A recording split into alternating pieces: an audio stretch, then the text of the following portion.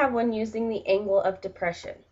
Okay, so in this example, we have a ranger at the top of a 120-foot observation tower, and he sees a fire. Okay, so let's take a look. So this again is going to be ugly, but okay, here's my observation tower. The observation tower has a height of 120 feet. He sees a fire, so over here somewhere there is a fire. The angle of depression, which means we want a downward angle looking down towards the fire. So here is the ranger in the top of the tower that's 120 feet tall, and he sees a fire that's on the ground.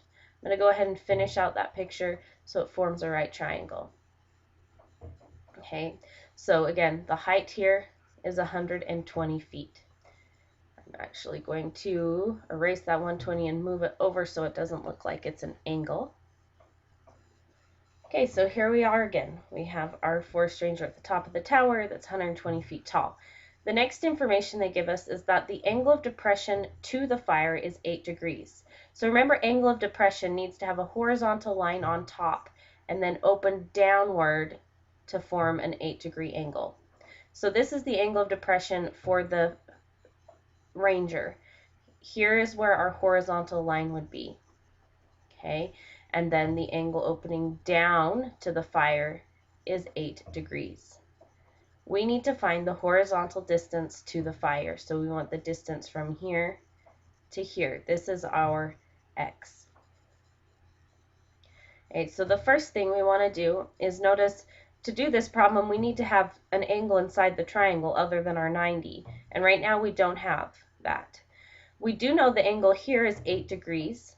And this angle fully would be 90. So I can find the rest of that. Come over here and do it.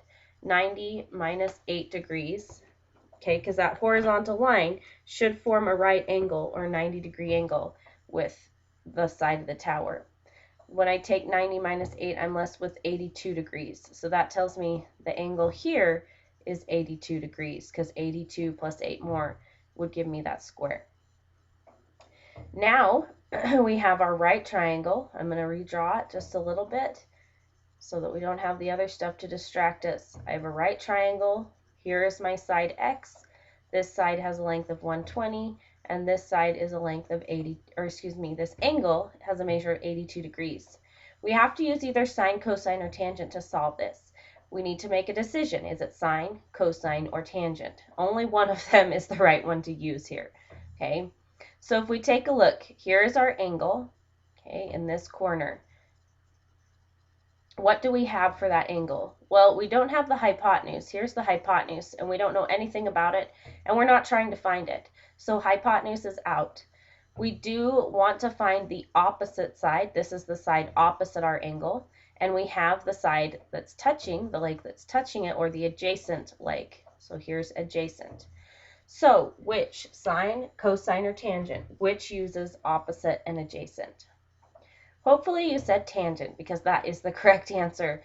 The tangent of an angle is equal to the opposite leg, the length of the opposite leg over the length of the adjacent leg.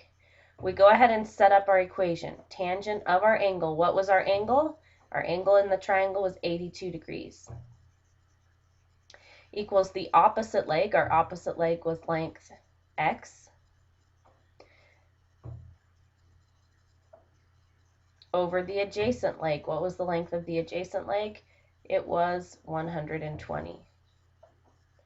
Now we have ourselves an equation, and we can go ahead and solve that. How would I solve? Well, right now I have x divided by 120, so I do the opposite and multiply.